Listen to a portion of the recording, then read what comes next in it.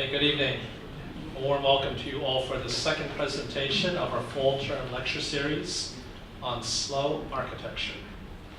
For those of you who missed our first lecture last week by Professor Zhang Meng of Tongji University on what he called the essays of relation between his design philosophy, pedagogy, and practice. Let me quickly introduce what is slow architecture by quoting from our Professor Clover Lee, who introduced this theme while putting together the lecture series this fall. Quote, architecture of our time is immersed in a visual culture saturated by instant gratification. The experience and success of a project can be encapsulated by one image and how many likes it solicits. This term at our School of Architecture, we are pausing to consider what it means to be slow by thinking about and committing to the process of design, research, and practice. So this evening, we are featuring design competition entries to the recent Hong Kong Young Architects and Designers competition. This, as I think most of you know, is to design a temporary pavilion in the West Kowloon Cultural District. And these schemes reflected a very wide diversity of design and research positions. There were 320 design entries. They were judged by 10 design jurors, including Thomas Heatherwick and Sue Fujimoto from overseas, as well as several architects and academics from Hong Kong. And I was one of them. There were 2 rounds of judging. First, to review all 320 entries and long list about 30 or so of those schemes. And the second round, which was more selective, to reduce those 30-odd to 7 shortlisted entries. And that entailed more detailed discussion and debate among the jurors to select 3 finalists to proceed to the stage 2 design development. So I was very pleased to note that 3 of the 7 shortlisted schemes involved either CUHK Master of Architecture alumni or faculty members. And I will introduce them to you in alphabetical order as follows. Thomas Chi is our Master of Architecture graduate from 2016. His thesis design project titled Crafts Vault, the V&A Academy of Artisanal Crafts, was selected as the winner of the RIBA President's Silver Medal. So this makes Thomas the first and only graduate from an architectural school in Hong Kong to have been awarded this prize from RIBA in its 180-year history. Presently, Thomas is a design architect with Boards Limited.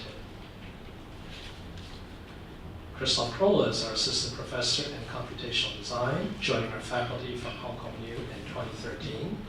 He is also the founding partner of the Laboratory for Explorative Architects and Design, or LEAD.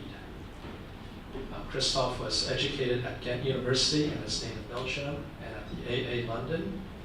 Currently, he is simultaneously a professor, a practitioner, and postgraduate student working toward his PhD at RMIT in Melbourne. In his early career, he was a lead architect with Zaha Hadid, and I believe all of you should be very familiar with his multiple award-winning schemes for Golden Moon and the 2012 Mid-Autumn Festival, and more recently, the Bamboo Pavilion at the Zero Carbon Building in Kowloon Bay 2 years ago. Adam Fingret is also assistant professor in computational design as well as building systems, joining our faculty 2 years ago. He was educated at Carleton in Canada and UCLA in the US. Adam also worked with Zaha Hadid and has collaborated closely with Christoph in the practice called LEAD on the Bamboo Pavilion and other projects. For the past 2 summers, Adam has taught an elective course where selected students travel to the UK to participate in the annual Fab Fest, that's called a Fabrication Festival, hosted by the University of Westminster. His student teams won an architectural prize on both occasions. Emilio Piermarini is a senior structural engineer with Buro Happold. He graduated from MIT and first joined Buro Happold in Dubai before arriving in Hong Kong. His recent projects include a hotel in Macau at Zaha Hadid, and both the Shichu Opera House and the West Kowloon Terminus. Emilio is an expert in parametric and computational design, thus the ideal structural consultant to collaborate on the team with Christoph and Adam. And Paul Jie will join our faculty as an adjunct assistant professor in term 2. He was educated at RMIT Melbourne and Columbia University, then worked for OMA and SOM in New York, then several years as a project architect with David Atjeh in London. Paul returned to Hong Kong recently to found New Office Works with Evelyn Ting, who herself was educated at Columbia and MIT, where she received a Council of the Arts grant to build a lightweight pavilion in 2014. She was also part of the curatorial team for the US Pavilion at the 2014 Venice Biennale.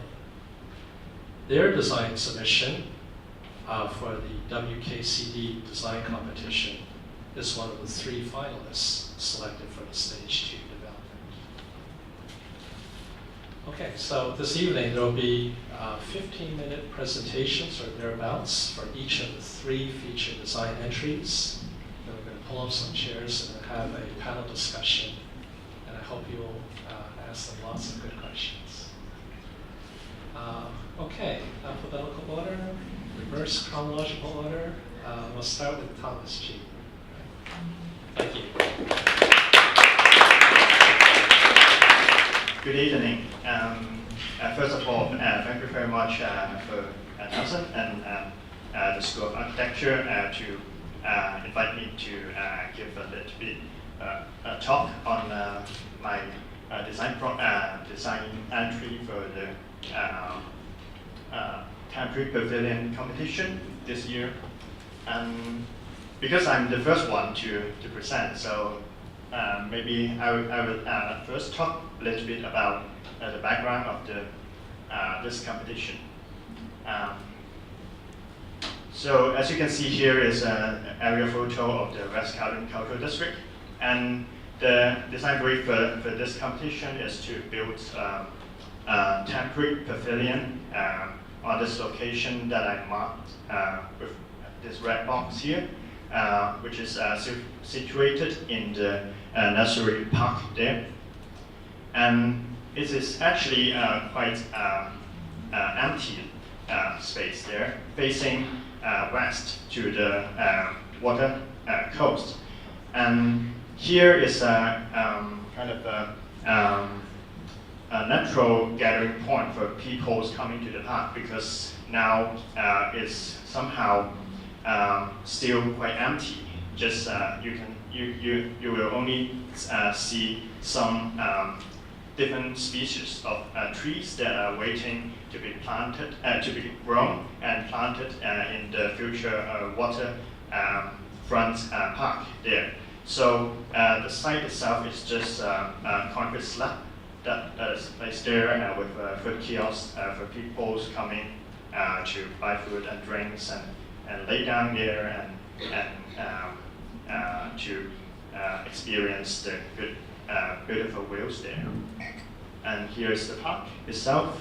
And when you walk through that, and you're basically you walk through a very big park, very quite empty, and walk through the lawn, and then you'll find this very interesting little trees there now here.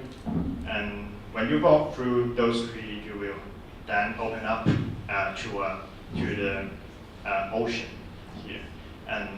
And here is the site, which is 9 meters by 27 meters here, and as you can see, quite flat concrete surface here. And when you go further, and you will see this beautiful ocean here, and with from time to time big barges and boats just ship through.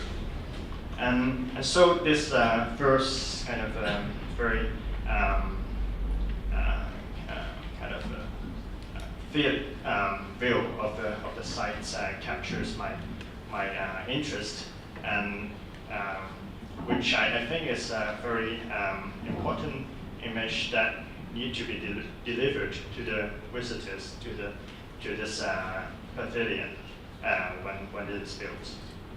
And here's also some, such as you can see what is here now.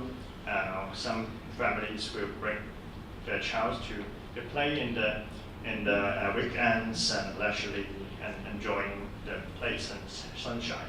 And of course, it may be a very good thing to enjoy this kind of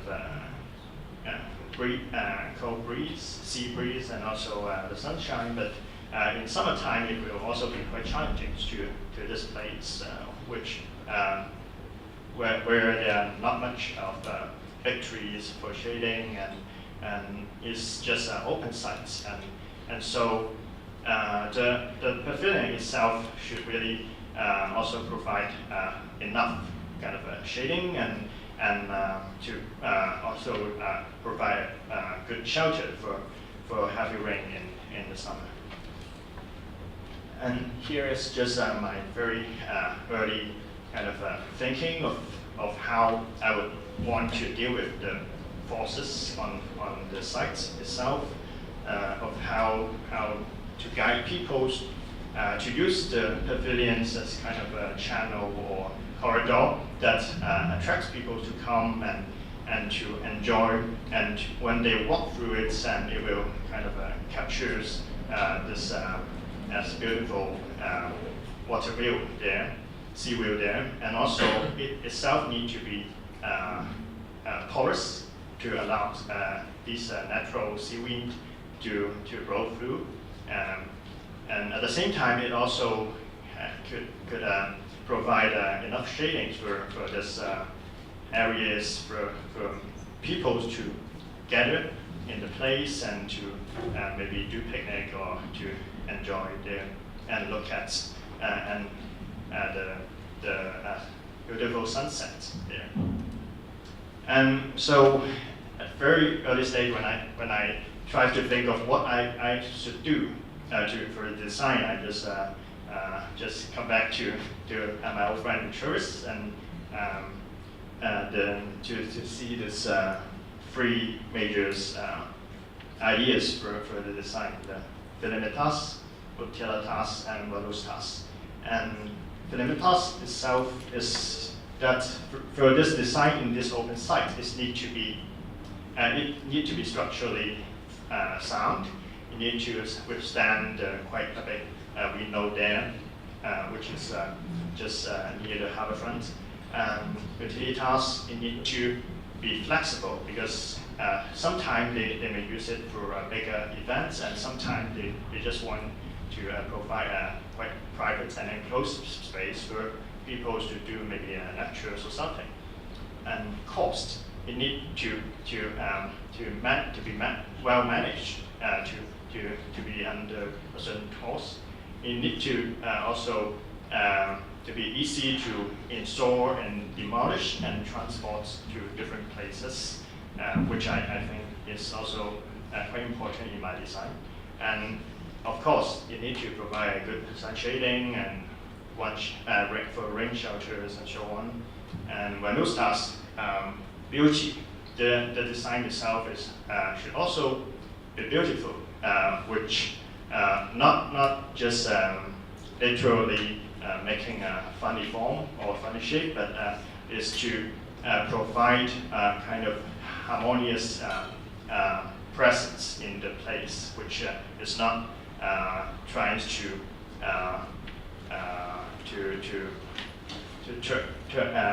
turn people's attention away from the beautiful scenery there, and also need to provide to capture the beautiful scenic views there as well.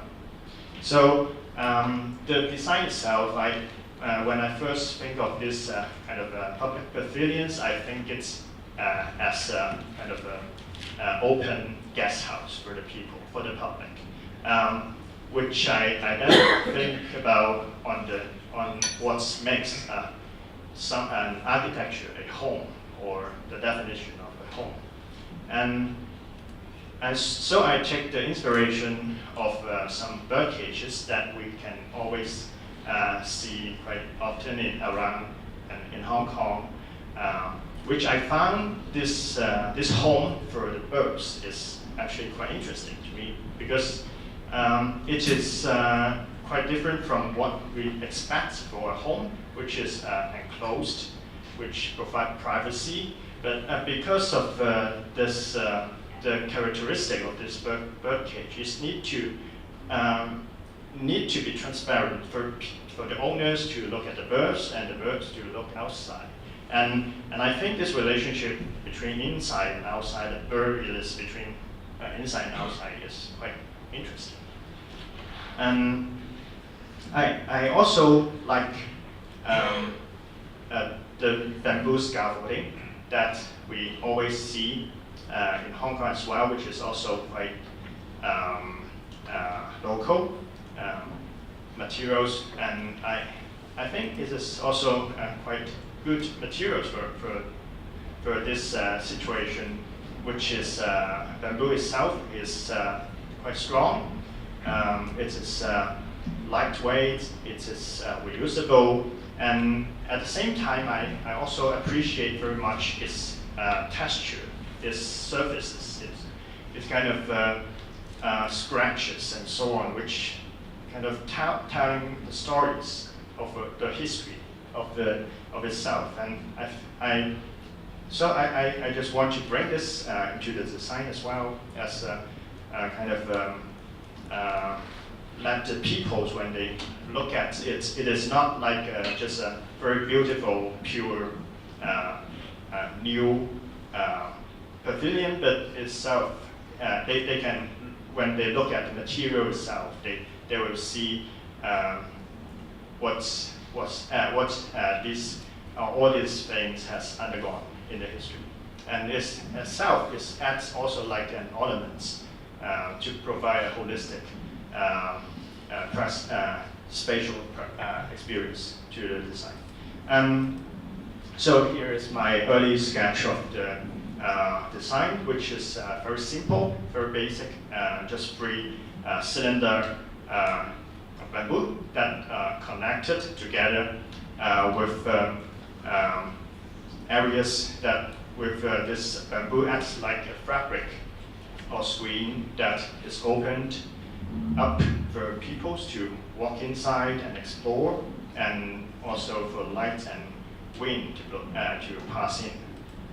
And here's also some photos of my experimentation of how this bamboo may act in the design to define the space with its edges, and how these different angles of bamboos leaning down will also starting to to make the space inside and outside, and also how different layers of space is created. And here's showing the plan of the buildings itself. It is basically a 3 kind of these cylinders there, which can be opened and closed by curtains hang down from the middle circular ring here, so that from time to time when people want the buildings to functions like a small space or more private space for lectures, or maybe for the backstage for people to use, and they can just close a cylinder and letting other cylinder for other purpose. And when they just open up, and they will perform as just one big space for the event, and also allows people to look through.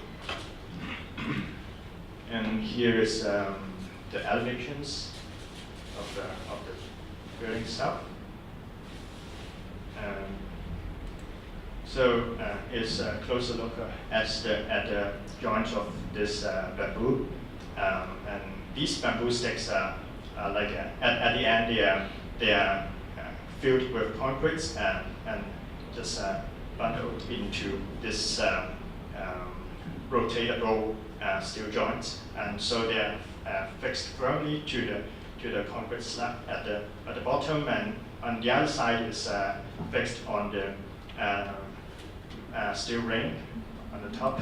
And so here's a kind of a diagram illustrating how these bamboo stakes are put together to form this two very simple modules, which can be replicated, and then they are fixed together and form structural unity itself as the pavilion itself. And so when it is not used, it can then be dismantled and then stacked together and then transported to other places for other use. And these modules can also be used in other ways, in other places, in other shapes. Yeah. And this is just an aerial view of this the design. When it is at light, it looks like a lantern. And here is a view of the pavilion inside. And so you can now see how this bamboo kind of casts the shadows that will move along on the floor throughout the day, and also how this kind of each cylinders can then be closed with the curtains and form a single chambers for more intimate activity functions or things that happens inside. And this is also the image of how it is seen from the outside, and how people utilize the places on the outside. And this is the last picture, so basically that's it. Thank you. Thank you.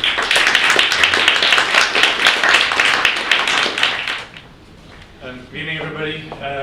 Thank you, Nelson, for organizing this event. I'm presenting this project together with Adam and Medio and the rest of the lead team, the office who's sitting in the audience as well. We want to start off with this observation. Nelson mentioned that there are 320 entries. Now, on average, you can say that probably per entry, 2 people work on it for 4 weeks, or 4 people for 2 weeks, which is roughly 2,560 man weeks, which equals to 49 man years, which means that the Hong Kong design community has generously donated one lifetime's career to this little concrete slab in the West Kowloon Cultural District, which is a lot. And that's a good thing. Architectural competitions are always like that, but it comes because of this with a huge responsibility for the competition organizers and for the competition judges to make sure that whatever project is eventually put forward contributes by giving sufficiently back to the local design community as well. And I think pavilions are a perfect typology to do that type of advancement of a design community. And historically, they've been doing it for a very long time, going back to the Barcelona pavilion, really defining modernism, or after that, here in Xenakis and Corbusier, experimenting with the Philips pavilion, Frei Otto with the German pavilion in Montreal at the same time when Bucky Fuller was experimenting with his geodesic domes. Here you see Renzo Piano with the IBM traveling pavilion working on industrialization and mass production. And later on, different types of experiments start to come about here, different materials being used, paper tubes, or here, 2002, Frei Otto with the Serpentine Pavilion, really pushing fabrication and geometry design in new directions. Here you see Arne Quinze challenging how much control architects need to have over the space that they're creating, whether or not chaos has any room in design. This is a very recent one where you see that concrete is just cast into landscapes and pulled up, again challenging our conceptions of form. This project, I think, is particularly important because it should hopefully identify the swan song of the digital era with a shape that is very easily generated with today's digital tools. First-year students can quickly do this in Grasshopper. So it's very nice to see this beautiful pavilion materialize last summer, so that now we can stop doing these type of things and move forward in a post-digital era, where we want to position our work here. certain people like Mark Forens are taking it into a very high-tech direction, really pushing the industry towards complexity. With the work that we've been doing in the past few years, we're trying to take it into another direction to see if we can bring these digital tools that we have closer to more primitive construction contexts that are more widely occurring than the high-tech environments that Mark Forens is talking about. So this project comes with a lot of weight because it has to contribute back to the Hong Kong Design Society. Importantly, because this is going to be the site where people are going to go to see contemporary architecture in Hong Kong. We'll have the West London Terminus there, the Shizu Center, and plus, the M+ Pavilion is there. But where this site is different from all the other ones is that this is a temporary pavilion. So its temporary nature needs to become a fundamental part of the concept that you're working with. So when we started thinking about how to design this project, the following words started to pop up. We wanted to make something that's innovative, that's pushing the boundaries, has to be sustainable. Nowadays you cannot work without it anymore. We wanted it to be engaging on various levels, both for the people that visit it, but also during its construction. It had to be hyper-functional, a very simple program, atmospheric because of the importance of the site. We wanted to position it in a post-digital era, which for us means high-tech design, but low-tech implementation. This means efficiency needed to be part of it, which is linked to materiality, budget, and we were interested in trying to see if we could engage community potentially in the construction of this thing as well, working with a very tactile materiality to basically arrive at a very inspiring shape that would get people to think differently about the types of materials that they find in their everyday context. So the main agenda title for this is what I'm calling Building Simplexity. Now, Buckminster Fuller gave a very interesting measurement stick on how to define whether or not a project is sophisticated. And he said, how much should a building actually weigh? He was using the weight of a building as a measurement for its sophistication and its success. That's why his entire lifetime study was based on lightweight structures. The lightest types of structures that you can find are elastic or bending active shell structures, of which the biggest one that has been built to date is still the Mannheim Multihalle by Fraiotto, together with Emilio's former boss, Ted Happold and O.V. Arab, which was basically a simple flat grid that was made, that was then popped up into shape and then locked into position to create these vast open spaces that still exist today without a single column. So they're hyper lightweight, very practical, very efficient to use. These were popular in the 70s, disappeared for a long time because they were very difficult to build, but nowadays with digital tools, it's becoming more easy to use again. So we thought this would be a good idea to push that further on the site. Most frequently though, these are built still with heavy cranes which were impossible to the site that we're dealing with because it's, as was shown earlier, a concrete slab in the middle of a tree nursery. So we wanted to do something that was more manual and low tech. And the lightest shelter that we could find that has ever been built is probably the simple storm tent, which is basically a membrane just suspended from a few aluminum rods. So that became the fundament of the design proposal that I'm going to show you here now. So we wanted to create a place that was very open and became a backdrop for very average day-to-day activities like picnics or whatever. And it's basically this horn-like shape that's positioned in a rock bed next to the green park area that we have there. It's an open plan, you can just walk through it, and it has these 3 tunnels that are opening up towards the view, the little cafe, and the pathway that comes in. At night, it can transform to become a backdrop for rock events or all kinds of music events. So it has enough presence to be able to stand out from the crowd that's surrounded and from the buildings that are in the backdrop. Here you see this section, so it's an entirely open structure that basically becomes a framing device for the beautiful views that you have in the surroundings. More often than not, there will be nobody there, so this could become a very quiet and relaxed place for people to just go do some yoga or whatever, just enjoy the sunset. And here you see it's a simple membrane with these 2 little membranes suspended in between it, which are for the waterproofing, for the drainage, but also to make this oculus light that at night allows this space to become a very high-end cocktail event place with a high level of refinement and sophistication in its materiality.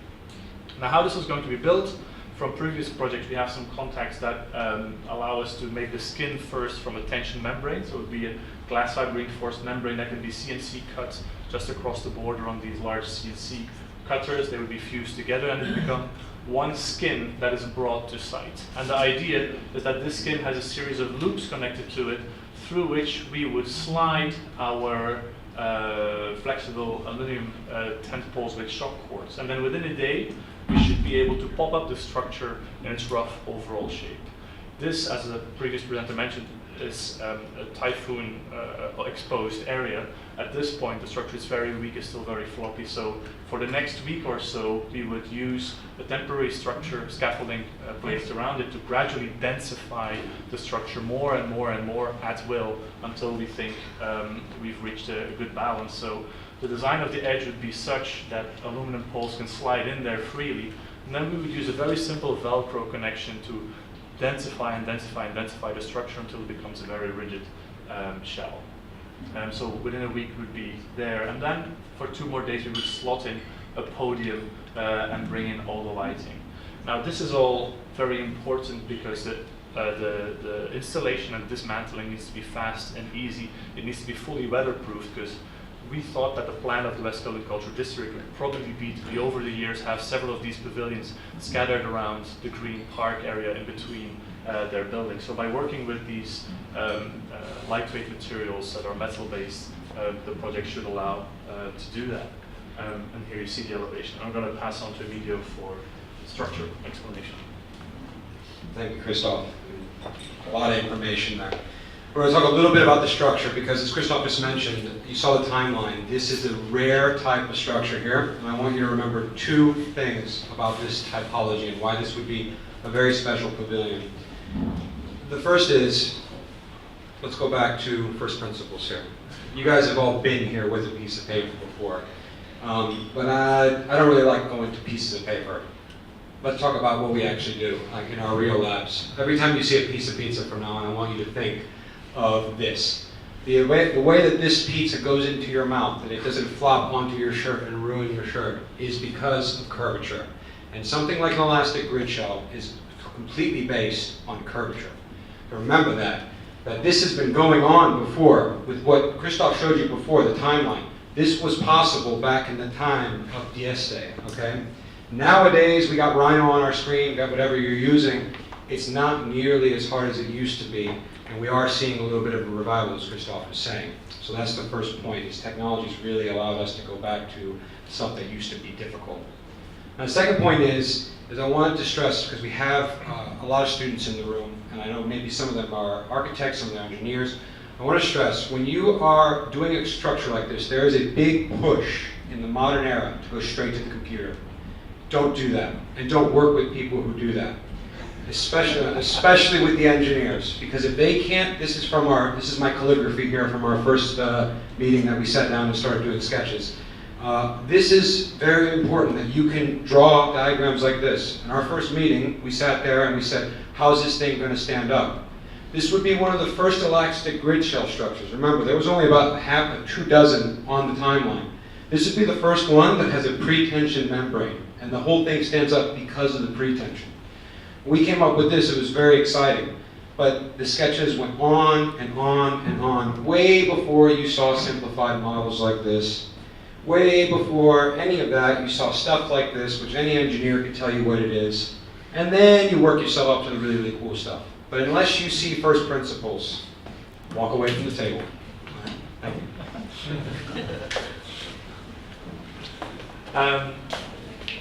So last thing to mention is the budget. From past experience, we've known that we tend to run over budget twice. So with this project, we knew it was a sensitive issue, so we tried to really stick to the budget as much as possible. I think we overdid a little bit. The membrane, really very conservative gamble, would be $600,000. The poles, $500,000. So we're basically at $900,000 of a $4.5 million budget of material costs. no matter how much we squeeze it, even with a 16% contingency and a $500,000 site reinstation fee, we still only arrived at $3.5 million. So if we would have won this competition, I would have teamed up with a contractor, set up a company, built this for $4.5 million and drive away in a Ferrari as well. But unfortunately, that's not going to happen because we are not in the final 3, we're in the final 7. So this beautiful shape, we're going to have to see how we can move it forward in the future in a different type of project. So on behalf of the team that's here, thank you very much. Title for the pavilion is called Growing Up. And as the other presenter has mentioned before, that the site is next to a nursery park. And when we got there, the most obvious thing for us to see was the tree. And the idea of growing immediately kind of emerges. And so the idea of growing is not only growing trees, but also the idea of growing culture. As everyone knows that West Kowloon has been on the discussion of Hong Kong, like both in general public and in architecture and discipline, that has been going on for like more than or almost 20 years. So the idea of growing culture is also something that is really important for us to address. And the site, like the other has mentioned, is in between the nursery park, which is lawns and trees, and also there's the ocean. So immediately we thought that there's these two worlds that we either need to bridge or need to be separated. So this in this site plan, you can kind of see that we want to reference regularity of the trees in the nursery park, at the same time the openness of the ocean. So in a way, the building almost kind of dividing the small little pavilion into two worlds. So on one hand, you can see that there are kind of these really fine and thin columns, and on the other side you have this really big open space. So and these two worlds is connected by this tunnel here. And we also thought that the idea of the view is also very interesting at the site, because obviously you have the view towards the ocean. But then we don't want to simply give it away. We want to have the kind of discovery quality, so that the step, that it almost acts as a screen as well. So before you actually go through the tunnel, the ocean view beyond is obscure.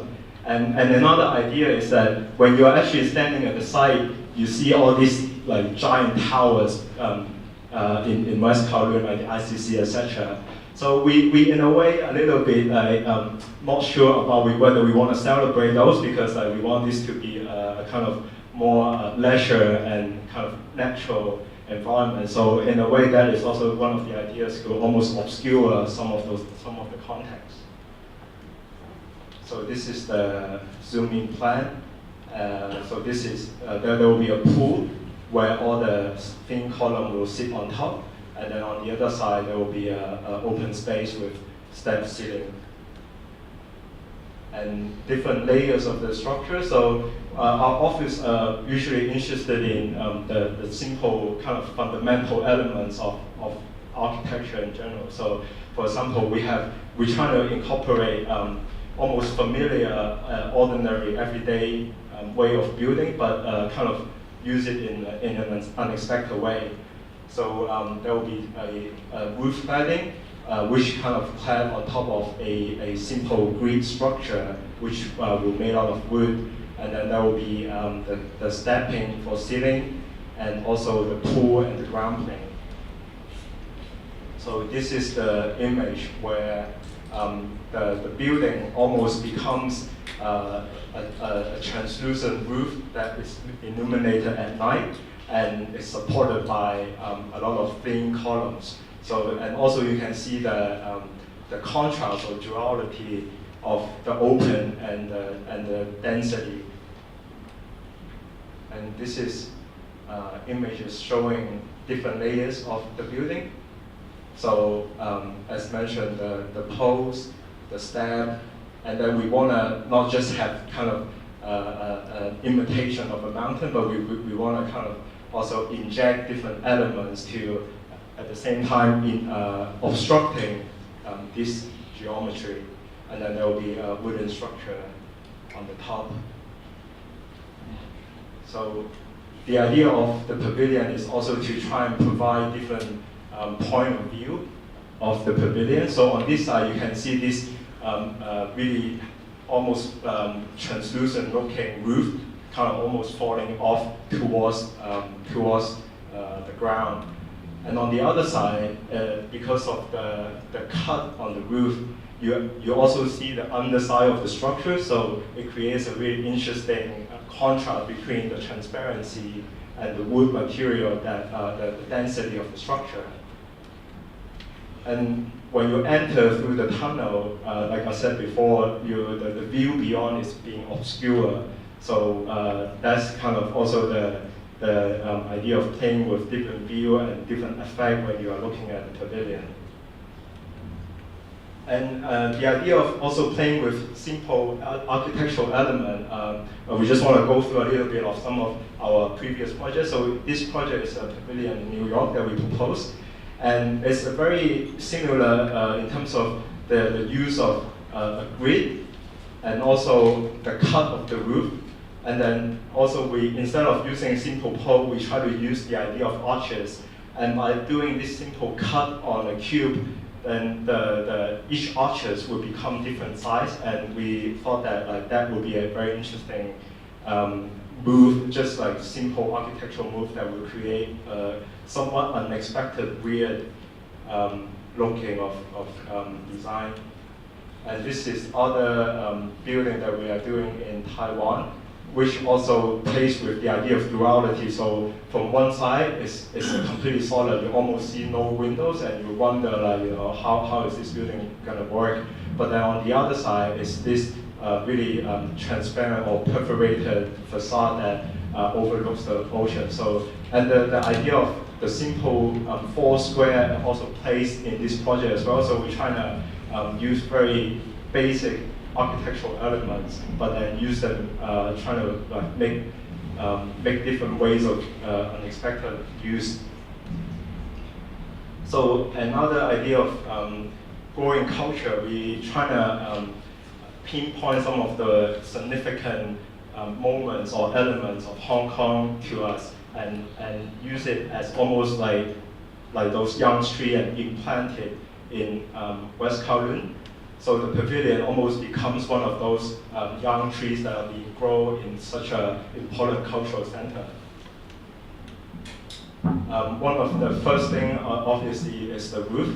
Our office is next to this market in North Point, and every day we walk by, we see that people during the morning, they will actually put up this roof themselves.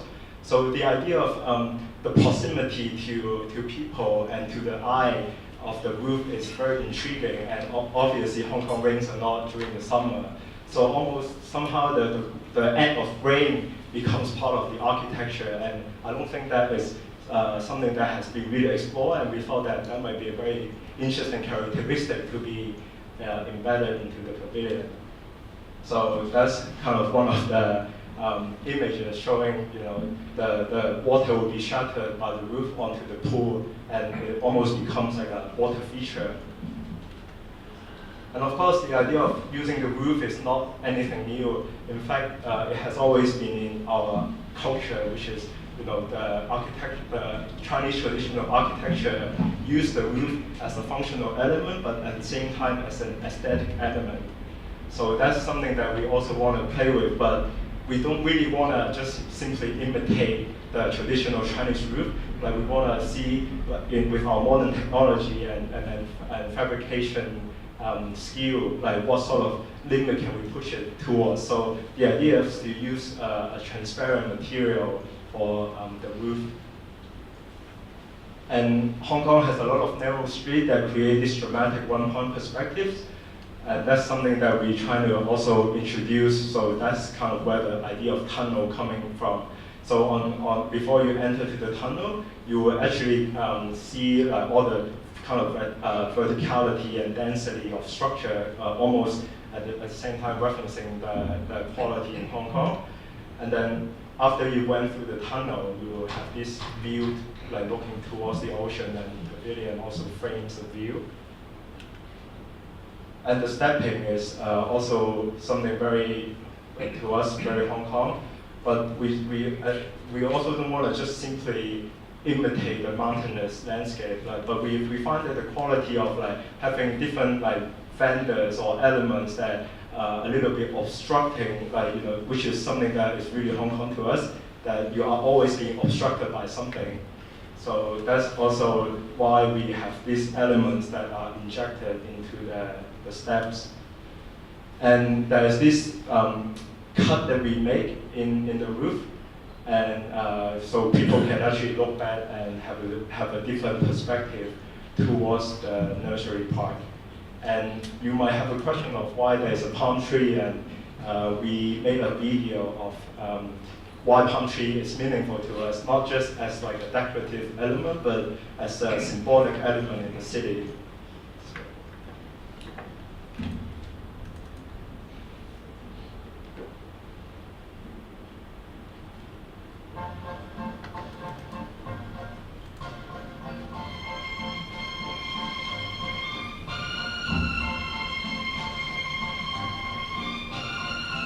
No other tree has so successfully conquered the cultural imagination as the palm, marked by its proliferation in the world of symbols. It exists in seemingly opposite contexts, from forests to deserts, the ordinary to extravagant, the Bible to Hollywood. The presence of the palm tree in Hong Kong may not be as obvious as in Los Angeles, but it is equally widespread and manufactured. Of the 29 species of palms in the city, 21 are imported. Colonial accounts from the 1840s commonly describe the island as a barren rock. In 1847, Scottish botanist Robert Fortune writes, "Everyone complained of the barren appearance of the island and the intense heat and glare of the sea. One of the principal reasons is the absence of trees." So begins the transformation of the landscape. Specimens are donated from Malaysia, Singapore, and Australia. The image of the luxuriant tropical island is constructed, slowly but steadily. Contrary to the notion of a growing city encroaching upon existing greenery, the greening of the city is in fact integral to its modernization. Palms now appear throughout the urban fabric, in the most prominent public spaces and the most inconspicuous corners, ambiguous in purpose, indifferent to context. Unlike LA, where they are exposed against blue skies far above the urban sprawl, in Hong Kong they are set against architecture, obscured by the verticality of the city. Their famous silhouette is so pervasive in pop culture that even the real trees have an artificial quality. In 1971, American artist Ed Ruscha produces a book cataloging the different varieties of palm trees in LA. His deadpan approach to found objects in the city has a significant impact on architects, especially Robert Venturi and Denise Scott Brown, who adopt a similar approach to the built environment. They explore the American vernacular of Las Vegas, the quote-unquote ugly and ordinary, challenging the establishment of modern architecture. In the old days of modern architecture, the emphasis was on originality rather than quality.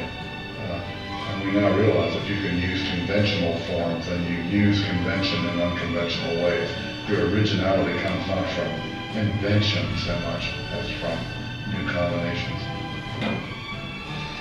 Hong Kong reveals the value of using familiar forms in unexpected ways, the palm tree being a case in point. Against the chaotic streetscape, is it simply an innocent symbol of pleasure or an ironic gesture?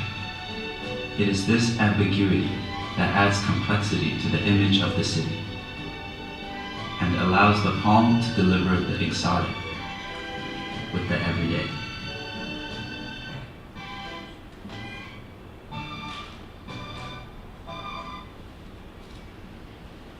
Okay, so that's it. Okay, thank you.